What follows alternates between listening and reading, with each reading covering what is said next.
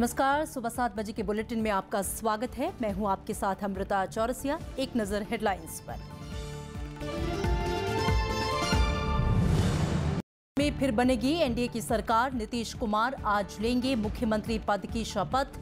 अदालत का रुख करेंगे तेजस्वी यादव।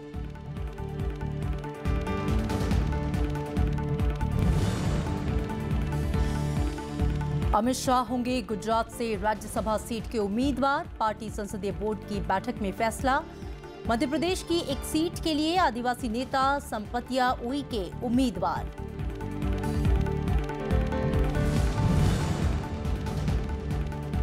आपदा में किसानों को हर संभव मदद। राज्यसभा में कृषि मंत्री ने दिया भरोसा। जवाब से नाखुश विपक्ष का वॉकआउट।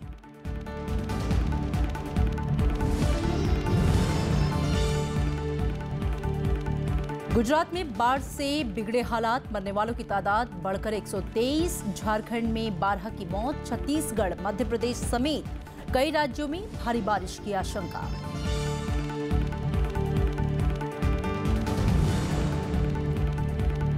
और गोल्ड टेस्ट में टीम इंडिया की शानदार शुरुआत। 3 विकेट पर बनाए 399 रन। चेतेश्वर पुजारा 144 और अजिंक्य रहाणे 39 रन बनाकर क्रीज पर।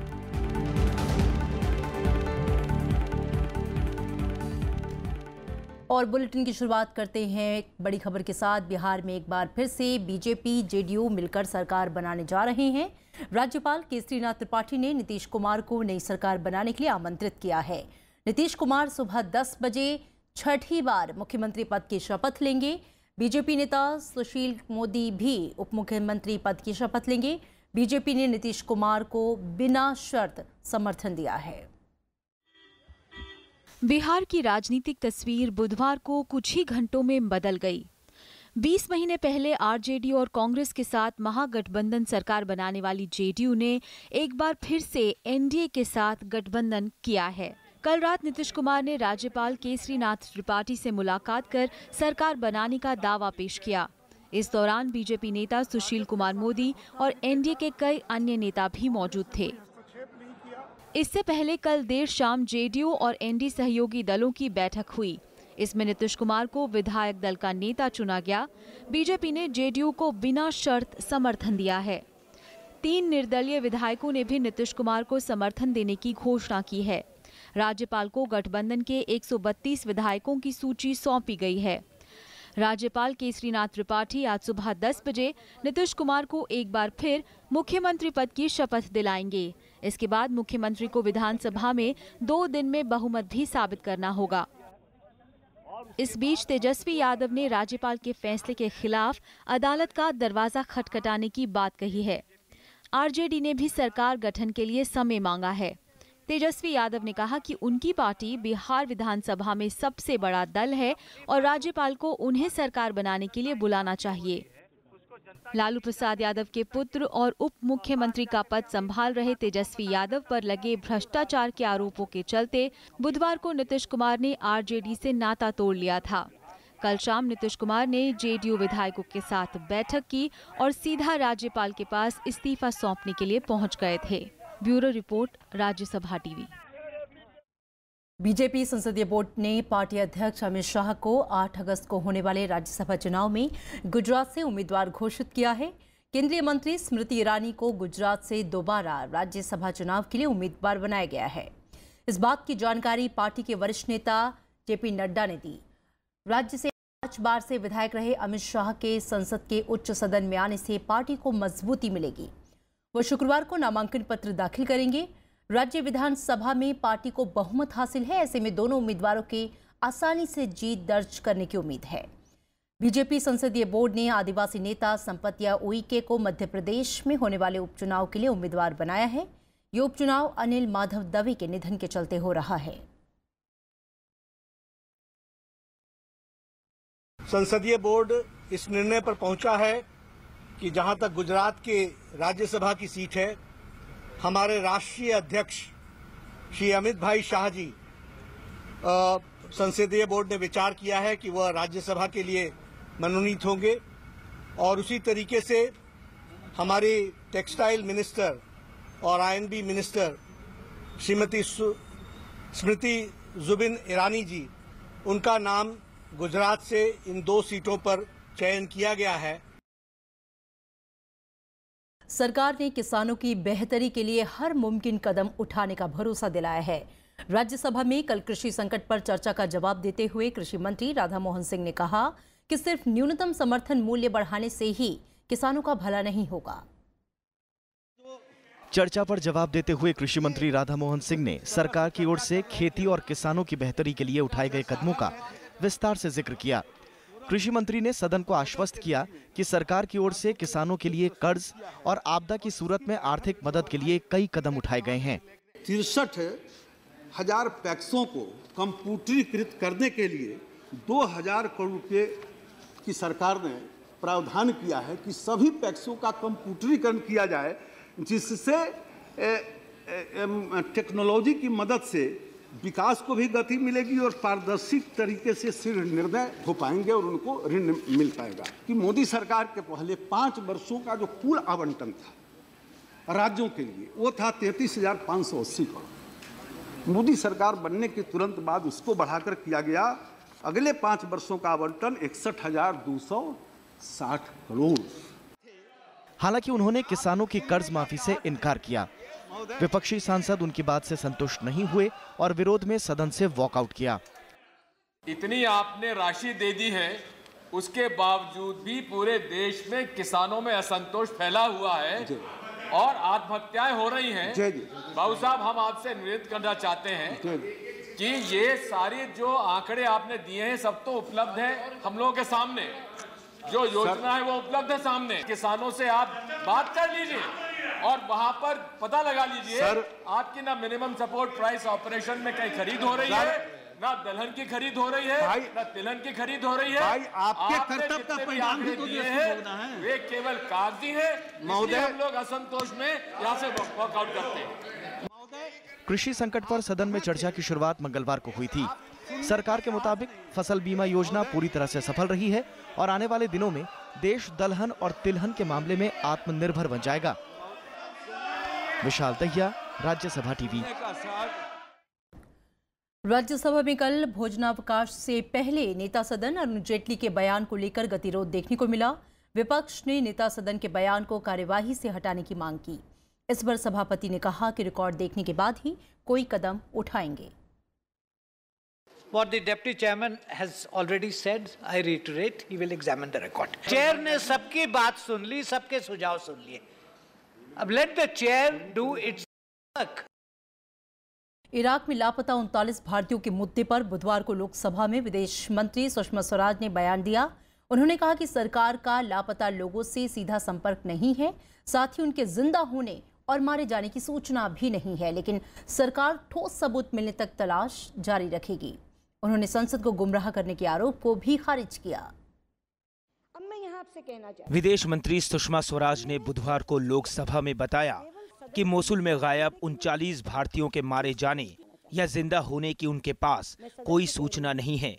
जब तक कोई ठोस सबूत नहीं मिल जाता, सरकार मोसुल में भारतीयों की खोज जारी रखेगी। बिना ठोस सबूत के किसी को मरा हुआ घोषित करना पाप है और ये पाप मैं कभी नहीं करूंगी। तो हम लोग इसमें जो आगे बढ़ रहे थे वो यही सोचकर बढ़ रहे थे कि हमारी जिम्मेदारी या तो ठोस सबूत के साथ मारे जाने का मिल जाए तो वो बता दें और जिंदा होने का मिल जाए तो वो बता दें। विदेश मंत्री ने कहा कि वो इराक समेत दूसरे देशों के साथ लगातार संपर्क में हैं। इराक सरकार ने लापता भारतीयों का पता लगाने में पूरी मदद का भरोसा दिलाया है। विपक्ष के संसद को गुमराह करने के आरोप को सुषमा स्वराज ने खारिज किया। सुषमा ने कहा कि उन्होंने लापता भारतीयों के बारे में संसद को कोई गलत जानकारी नहीं दी। देखिए, अगर मैं मरा हुआ घोषित कर दूं तो मेरे लिए तो बहुत आसान है, ना ये लोग सवाल पूछेंगे ना परिवारजन मेरे पास आएंगे। मैं आपसे ये कह रही हूं कि जो मिसिंग नहीं है और बिलीव्ड टू बी किल्ड हैं, उनके लिए भी सरकारों की ये जिम्मेदारी है कि उनकी फाइल तब तक बंद ना की जाए जब तक उनके मारे जाने का कोई सबूत नहीं मिल जाए। 3 साल पहले इराक के मोसुल से भारतीयों को आतंकी संगठन आईएस ने किडनैप किया था। अब मोसुल को आईएस के कब्जे से छुड़ाया जा चुका है। इससे लापता 39 भारतीयों की खबर मिलने की उम्मीद बढ़ी है। रविंद्र सिंह शोरान के साथ प्रणव गोस्वामी, राज्यसभा टीवी। लोकसभा में कल भी अवरोध जारी रहा। कांग्रेस समेत कई दलों ने 6 सांसदों का निलंबन रद्द करने के साथ ही कृषि संकट और गौरक्षकों का मामला उठाया। अवरोध के बीच ही प्रश्नकाल चला। शून्यकाल के दौरान कार्यवाही 2 बार स्थगित करनी पड़ी। गतिरोध के बीच IIIT संशोधन बिल चर्चा कर पारित किया गया। इसके बाद कार्यवाही पूरे दिन के लिए स्थगित करनी पड़ी। लोकसभा अध्यक्ष ने सदन की कार्यवाही का वीडियो बनाने के आरोप में बीजेपी सांसद अनुराग ठाकुर को चेतावनी दी है। स्पीकर ने इसे अनुशासनहीनता माना। विपक्ष उनके निलंबन की मांग कर रहा था। अनुराग ठाकुर ने भी वीडियो बनाने पर खेद प्रकट किया। इस सदन में मोबाइल का उपयोग करते हुए वीडियो निकालना ये बिल्कुल अनुशासनहीनता ही है। और अगर प्लीज अगर श्री अनुराग ठाकुर जी ने ऐसा कुछ किया है तो वो उचित नहीं है। केंद्र सरकार ने कहा है कि निजता के अधिकार को मौलिक अधिकार माना जा सकता है, लेकिन निजता के हर पहलू के इसमें शामिल नहीं किया जा सकता। कांग्रेस शासित पंजाब, कर्नाटक और पुडुचेरी और TMC शासित पश्चिम बंगाल ने निजता के अधिकार को मौलिक अधिकार मानने की मांग की है। इन राज्यों ने सुप्रीम कोर्ट में याचिका दायर की है। इन राज्यों के वकील कपिल सिब्बल ने कहा कि तकनीकी विकास के बाद अदालत को निजता के अधिकार पर नए सिरे से विचार करना होगा। सिब्बल ने दलील दी कि निजता संपूर्ण अधिकार नहीं हो सकता, लेकिन ये मौलिक अधिकार है, इसलिए अदालत को दोनों के बीच संतुलन बनाना होगा। 9 जजों की संविधान पीठ इस मामले की सुनवाई कर रही है। यहाँ लेंगे एक छोटा सा ब्रेक। आप देखते रहिए राज्यसभा टीवी।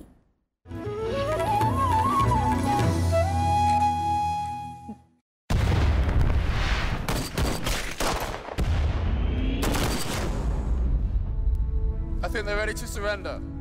INA की बागी फौजियों पर अंग्रेज देशद्रोह का मुकदमा चलाएंगे। उन तीनों के बचने के चांसेस कम हैं।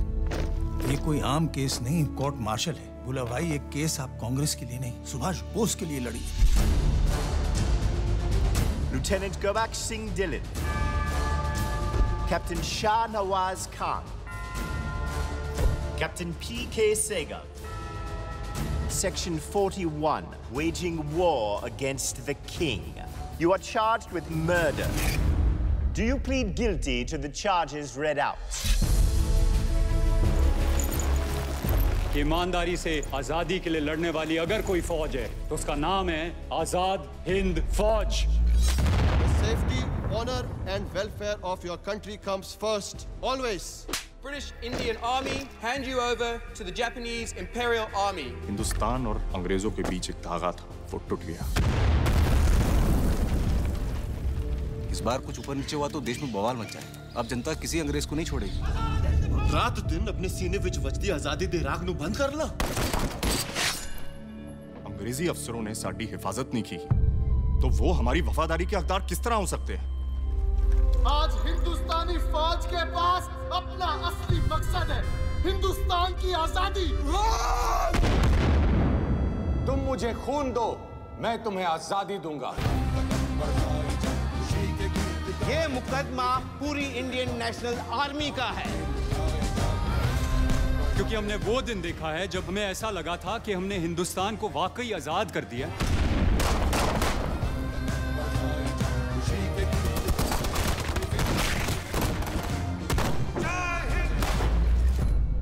देश की आजादी की लड़ाई कोर्ट में लड़ी जा रही है और इस वक्त पूरा देश एक साथ तैनात है।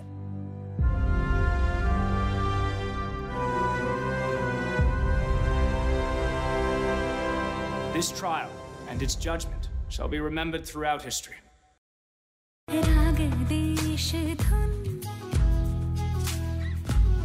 गा रही है पवन, ठहर के बोले समय, अमर है देश मेरा।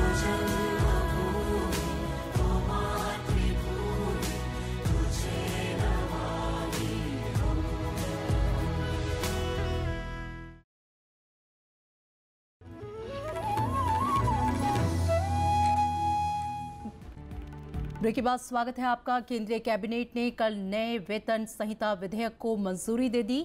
इससे सभी उपक्रमों से श्रमिकों से जुड़े 4 कानूनों को मिलाकर न्यूनतम वेतन सुनिश्चित करने में मदद मिलेगी। प्रस्तावित विधेयक के कानून बन जाने के बाद देश भर में 4 करोड़ से ज्यादा कर्मचारियों को फायदा होने की उम्मीद है। देश भर में एक समान न्यूनतम वेतन अधिकार के लिए केंद्र सरकार ने नए नियम तैयार किए हैं। बुधवार को प्रधानमंत्री नरेंद्र मोदी की अध्यक्षता में हुई कैबिनेट की बैठक में नई वेतन संहिता विधेयक को मंजूरी दी गई। इससे मजदूरी से जुड़े 4 कानूनों को एक साथ जोड़कर सभी क्षेत्रों के लिए न्यूनतम वेतन तय किया जा सकेगा। विधेयक के तहत वेतन भुगतान कानून 1936, न्यूनतम वेतन कानून 1948, बोनस भुगतान कानून 1965 और समान पारितोषिक कानून 1976 को एक साथ जोड़ने का प्रस्ताव है। इसके बाद केंद्र को देश भर में न्यूनतम वेतन निर्धारित करने का अधिकार होगा, जिसे राज्य सरकारों को बनाए रखना होगा। हालांकि राज्य सरकारें खुद के नियमों के मुताबिक केंद्र के मुकाबले ज्यादा न्यूनतम वेतन मुहैया करा सकती हैं। नया न्यूनतम वेतन कानून सभी कर्मचारियों पर लागू होगा। इसमें वेतन की कोई सीमा नहीं है। मौजूदा कानून के तहत निर्धारित न्यूनतम वेतन उन कर्मचारियों पर लागू होता है जिनकी तनख्वाह 18,000 रुपए महीने तक है। पीटीआई के मुताबिक सरकार इस विधेयक को मॉनसून सत्र में ही पेश करना चाहती है। मौजूदा सत्र 11 अगस्त तक चलेगा। सरकार को उम्मीद है कि प्रस्तावित विधेयक के कानून बनने के बाद देश भर में 4 करोड़ से ज्यादा कर्मचारियों को फायदा होगा। Bureau report, Rajya Sabha TV. अलगाववादी नेता शब्बीर शाह को दिल्ली की एक अदालत ने कल 6 दिन के लिए प्रवर्तन निदेशालय की कस्टडी में भेज दिया। उन्हें मंगलवार रात श्रीनगर से गिरफ्तार किया गया था। शाह पर आतंकियों को धन मुहैया कराने के लिए मनी लॉन्ड्रिंग का आरोप है। उनके खिलाफ गैर जमानती वारंट जारी किया गया था। इससे पहले एनआईए ने आतंकी फंडिंग मामले में 7 अलगाववादी नेताओं को गिरफ्तार किया था। ये सभी 10 दिन के लिए एनआईए की हिरासत में हैं। दिल्ली हाईकोर्ट ने अरुण जेटली की ओर से दायर दूसरे मानहानि के मामले में जवाब नहीं देने पर दिल्ली के मुख्यमंत्री अरविंद केजरीवाल पर 10,000 का जुर्माना लगाया है। साथ ही जवाब देने के लिए 2 हफ्ते का समय दिया है। उधर आपराधिक मानहानि के मामले में कोर्ट ने कहा है कि केजरीवाल और आम आदमी पार्टी के 5 नेताओं पर दर्ज मानहानि के मुकदमे में जिरह के दौरान अरुण जेटली से अपमानजनक सवाल नहीं करें। कोर्ट ने केजरीवाल की उस दलील का भी संज्ञान लिया जिसमें उन्होंने वकील राम जेठमलानी को अरुण जेटली के खिलाफ आपत्तिजनक टिप्पणी करने के निर्देश नहीं देने की बात कही थी। इसके बाद से राम जेठमलानी इस केस से अलग हो गए। उन्होंने 2 करोड़ की बकाया फीस भी अरविंद केजरीवाल से मांगी है। But the reason behind it is that he has spoken a lie, and he has gone and said that I have not given any instructions. Instructions of he has given me instructions. I have recorded it. देश के कई राज्य बाढ़ की मार झेल रहे हैं। गुजरात में भारी बारिश से हालात बिगड़ते जा रहे हैं। बनासकांठा जिले में बाढ़ की चपेट में आने से कल 29 से ज्यादा लोगों की मौत हो गई। उधर झारखंड में 12 लोगों की जान गई है। इस बीच असम में कुछ सुधार हुआ है। मौसम विभाग ने आज भी भारी बारिश की आशंका जाहिर की है। गुजरात के लोग भारी बारिश के चलते आई बाढ़ से बेहाल हैं। खराब मौसम के बावजूद राहत और बचाव का काम तेजी से चलाया जा रहा है। एनडीआरएफ की 18 टीमों और एसडीआरएफ की 11 कंपनियों के साथ ही सेना और वायुसेना को भी लगाया गया है। सबसे ज़्यादा खराब हालत बनासकांठा और पाटन जिले की है। बनासकांठा जिले में बुधवार को एक ही परिवार के 14 लोगों समेत 29 लोगों की बाढ़ की चपेट में आने से मौत हो गई। इसी के साथ मानसून सीजन में राज्य में मरने वालों की तादाद बढ़कर 123 हो गई है। गुजरात सरकार ने मृतकों के परिजनों के लिए केंद्र की ओर से घोषित 2 लाख रुपए के मुआवजे के अलावा 4 लाख रुपए मुआवजा देने का ऐलान किया है। जहां पर भी ये पानी एरिया में कहीं पर भी जमा हुआ था, तो जो कंप्लेंट्स वगैरह कुछ मिली थी, तो उसके ऊपर जो लोकल एडमिनिस्ट्रेशन है और इवन स्टेट गवर्नमेंट है, वो जो भी सहायता प्रदान कर सकती है वो अभी कर रही है। भारी बारिश से गुजरात में यातायात पर बुरा असर पड़ा है। 5 राष्ट्रीय राजमार्ग, 153 राज्य राजमार्ग, 674 अंदरूनी रास्ते अब भी बंद हैं।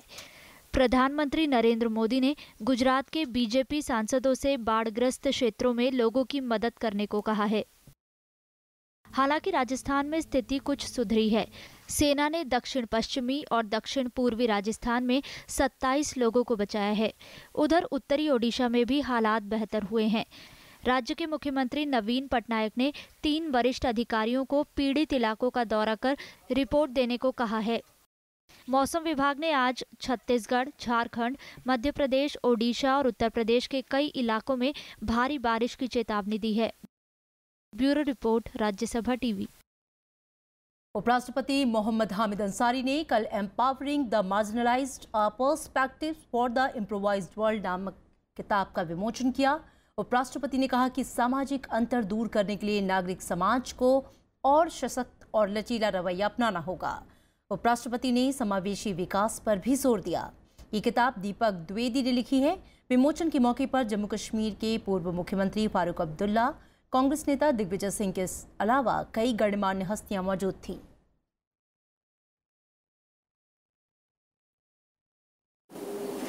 Development is a very fashionable word. It has been used again and again. But development without inclusive development is a partial, one-sided, distorted exercise. And in order to move beyond one-sidedness, it has to include in its ambit those who are not in the ambit. Rajya Sabha TV की film राग देश की star cast कल नोएडा के मारवा studio पहुंची। इस दौरान छात्रों ने फिल्म के सितारों से बातचीत की और राग देश फिल्म के बारे में सवाल जवाब किए।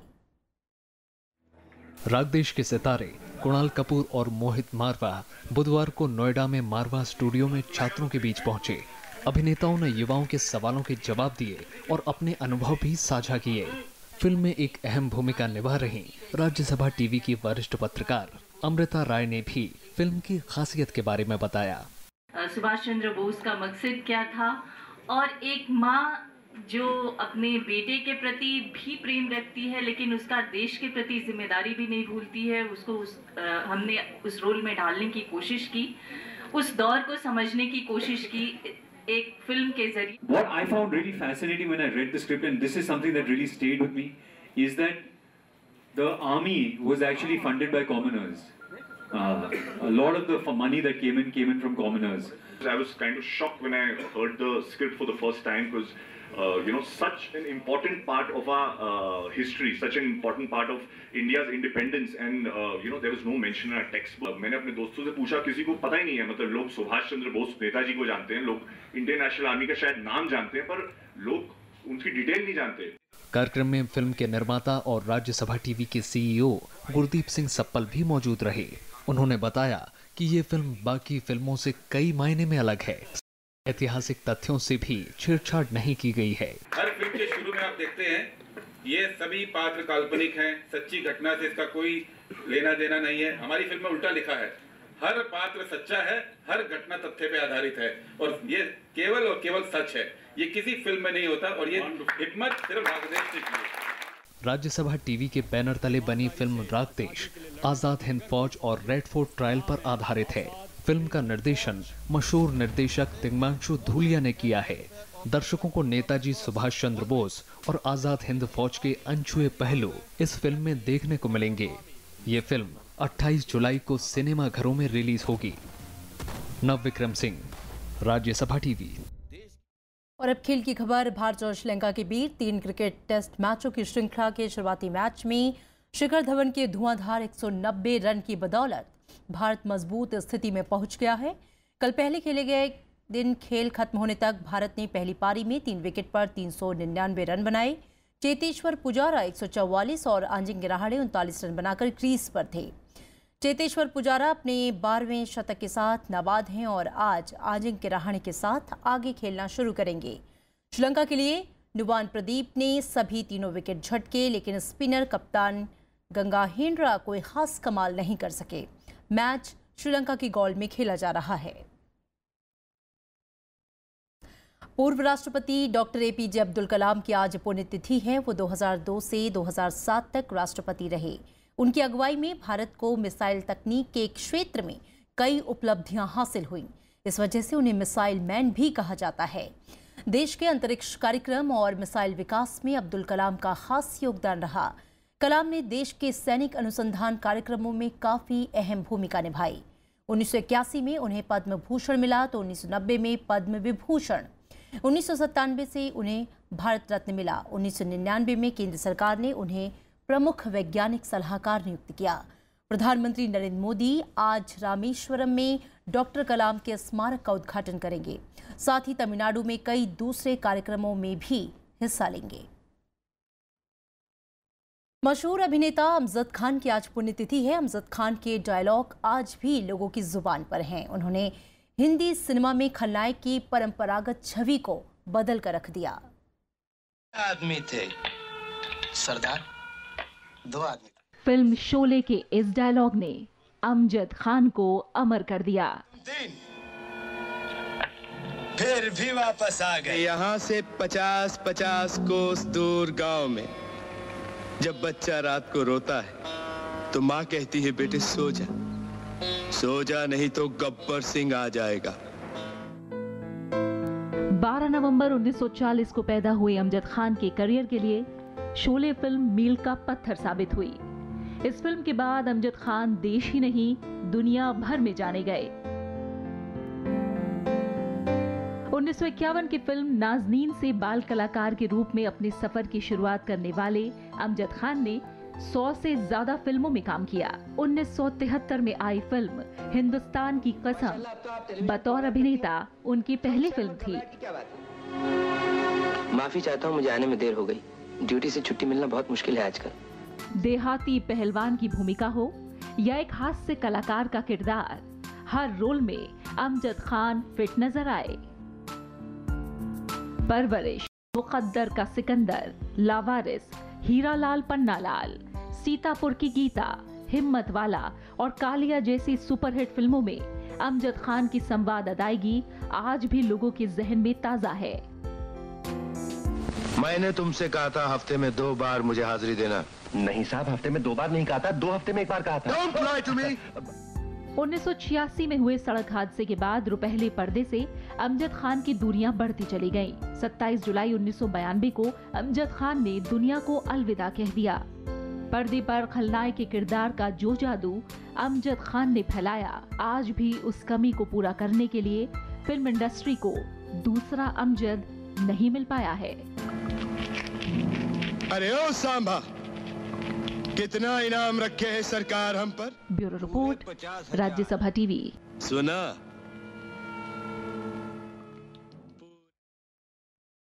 और अब चलते चलते एक नजर हेडलाइंस पर। बिहार में फिर बनेगी एनडीए की सरकार। नीतीश कुमार आज लेंगे सीएम पद की शपथ। अदालत का रुख करेंगे तेजस्वी यादव।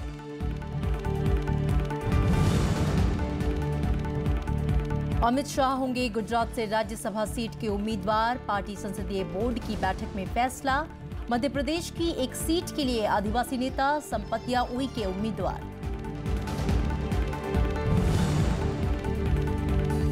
आपदा में किसानों को हर संभव मदद। राज्यसभा में कृषि मंत्री ने दिया भरोसा। जवाब से नाखुश विपक्ष का वॉकआउट।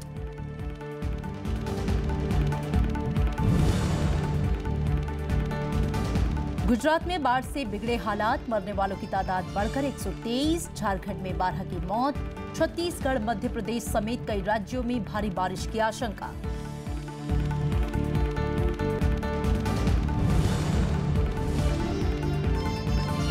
और गोल्ड टेस्ट में टीम इंडिया की शानदार शुरुआत। 3 विकेट पर बनाए 399 रन। चेतेश्वर पुजारा 144 और अजिंक्य रहाणे 39 रन बनाकर क्रीज पर। फिलहाल खबरों में इतना ही। आगे देखिए देश देशांतर।